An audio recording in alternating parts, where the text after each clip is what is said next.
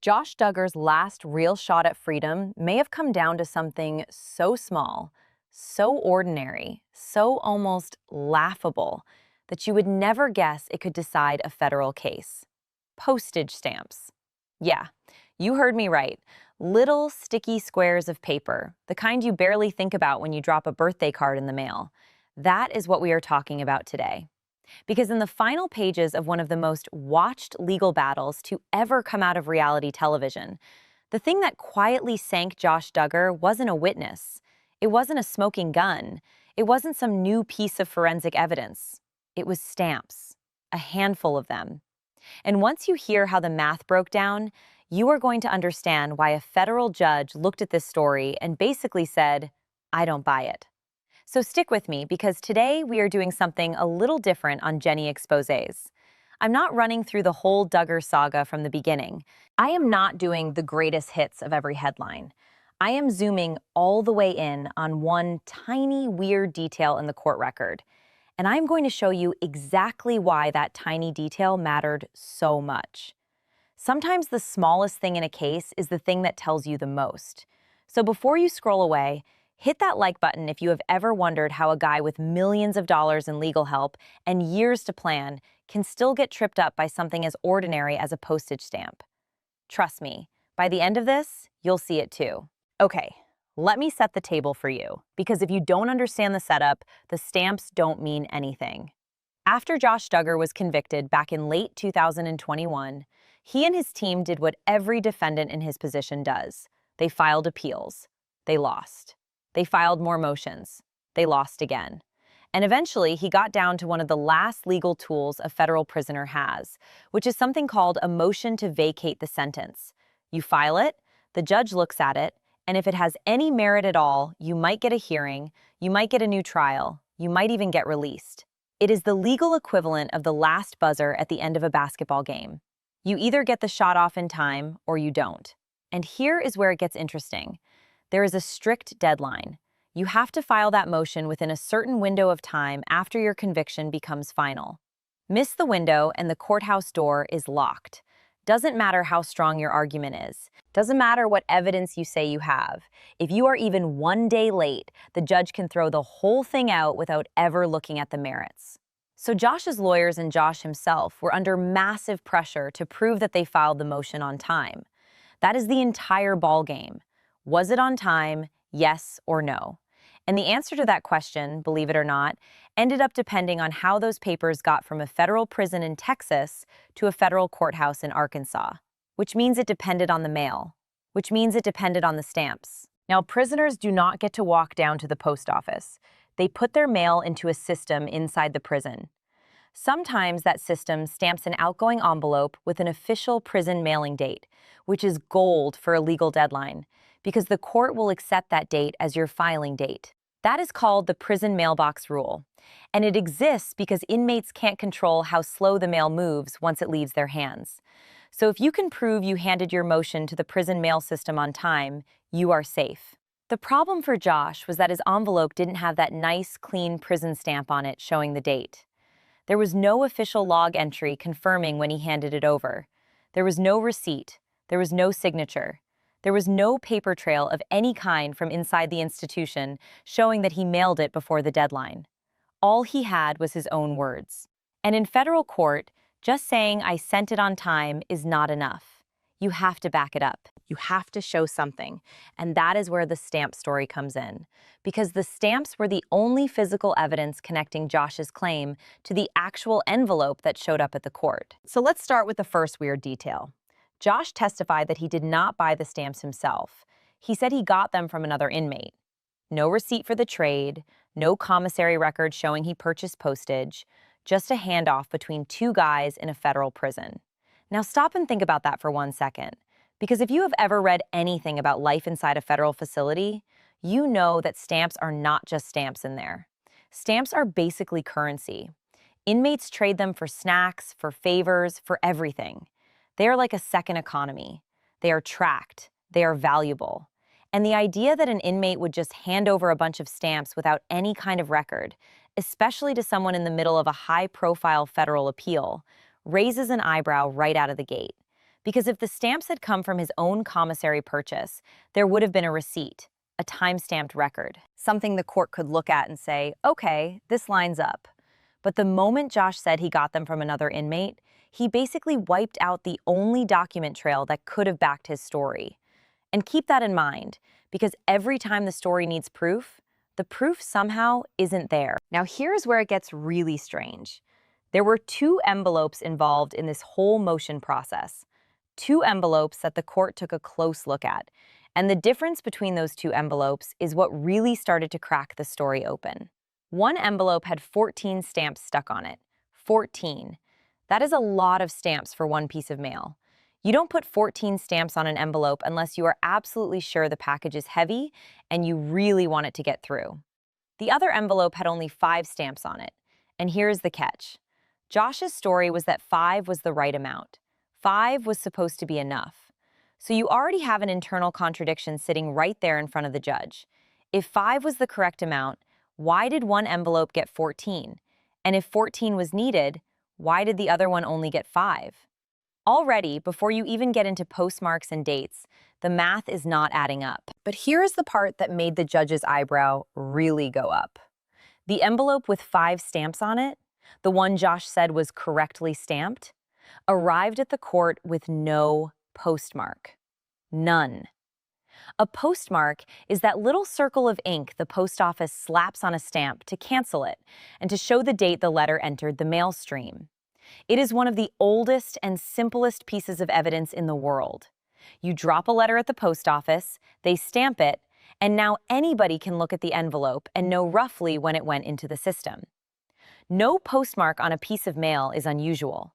It happens, but it is unusual. Now the other envelope, the one with 14 stamps, the heavily loaded one, arrived at the court marked postage due. Postage due. Meaning the post office looked at it and said, "You didn't pay enough. The recipient owes us money." Stop and think about that for a second. The envelope with 14 stamps on it, way more than you would ever normally need, somehow came in as postage due. And the envelope with only 5 stamps, the one Josh claimed was the right one, somehow slipped through with no postmark at all. The numbers do not reconcile. You cannot draw a straight line from those 2 facts back to the story Josh was telling. If 5 stamps was really enough postage, then the 14 stamp envelope should have flown right through without any postage due notice. If 14 stamps was actually needed, then the 5 stamp envelope should have been the one rejected as underpaid, not the other way around. And on top of that, if both envelopes truly went into the mail stream around the same time, you would expect both to either have postmarks or both to be missing them. Instead, you have one of each. It is the kind of inconsistency that, when you say it out loud, just doesn't make any sense. And federal judges, especially ones who have sat through years of a single defendant's legal maneuvering, have a very low tolerance for things that don't make sense. They have heard every story under the sun. They have seen every excuse. They know when something smells off. Now let me explain why this stamp business mattered legally. Because if you are sitting there thinking, okay, Jenny, stamps are weird, but who actually cares? Here is who cares. The judge cared. The judge cared a lot. Because remember, the only way Josh's motion survives is if the court accepts that it was mailed on time. And the only way the court accepts that is if there is some piece of trustworthy evidence backing it up. With no prison mailing log, no receipt for the stamps, no postmark on the envelope Josh pointed to, and no consistent stamp math across the 2 envelopes, the court was left with exactly one thing: Josh's word. That was it. He says so. And courts do not give that kind of credit to a defendant whose entire credibility is already on shaky ground. So instead of a clean piece of paper saying, yes, this was mailed on time, the judge was looking at a tangle of contradictions. The judge had to decide whether to believe a story where every supporting detail somehow fell through the cracks. The commissary receipt that didn't exist, the fellow inmate who handed over stamps with no record, the envelope with no postmark, the envelope with the wrong postage. Each piece by itself might be brushed off, but all of them stacked together in one motion around one deadline started to look less like bad luck and more like a story that was being shaped after the fact to fit a deadline that had already slipped by. And this is where you got that line from the court that ended up getting quoted all over the internet. The judge basically said that to accept Josh's version of events, you would have to believe in a chain of coincidences so unlikely that it amounted to a magic bullet theory. A magic bullet. Think about that phrase for a second.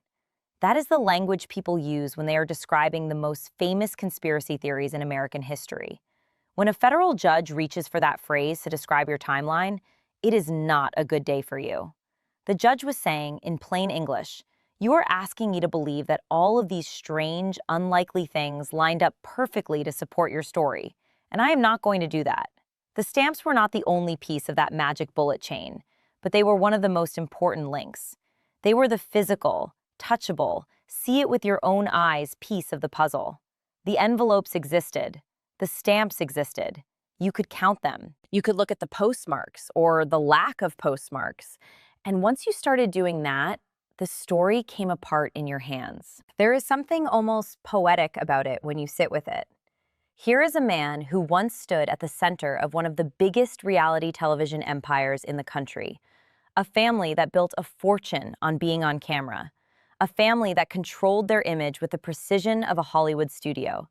And in the end, after every camera was off and every microphone was packed away and every brand deal had evaporated, what was left was a federal prisoner trying to mail a motion.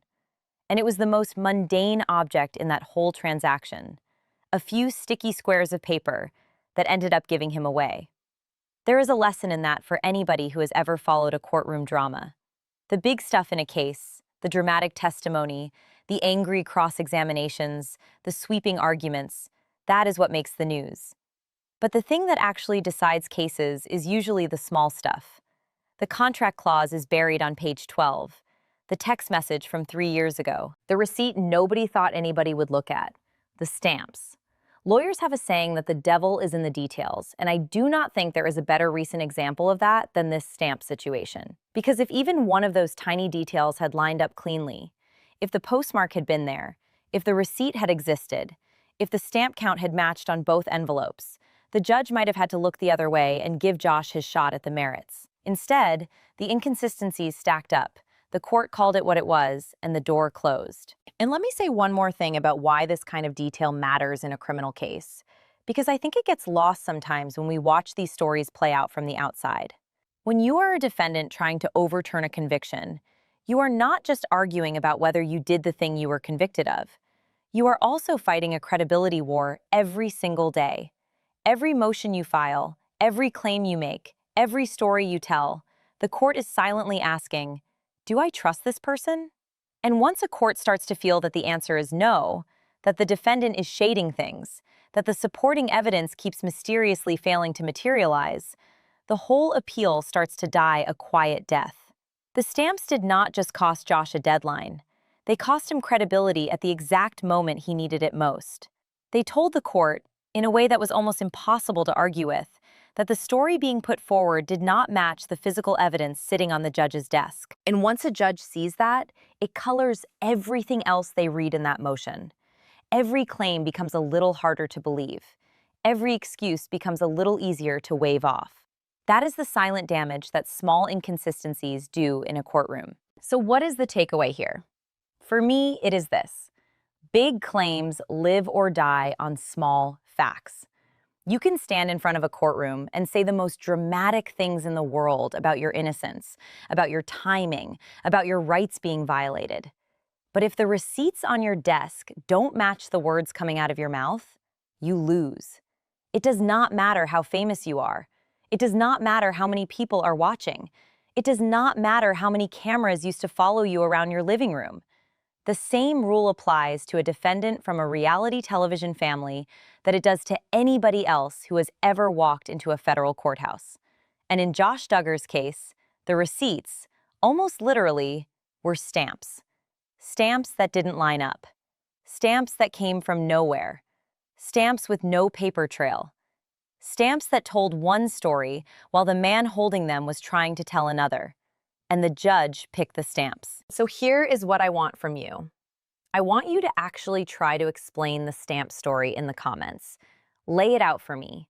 Walk me through how you would put 5 stamps on one envelope and 14 on another, hand both into the same mail system, and end up with one having no postmark and the other being marked postage due. I dare you. Because I tried to make sense of it before sitting down to make this video, and the more you try, the worse it gets. There is no clean answer. There is just a series of small things that don't fit together, and a federal judge who looked at all of them and finally said no. If you want more of these deep dives where we get obsessive about one tiny detail in a big case, hit that like button, smash that subscribe button so you don't miss the next one, and stay tuned because the next episode of Jenny Exposes is going to take you inside another small detail from this same family that almost nobody is talking about. You are not going to want to miss it. I will see you in the next one.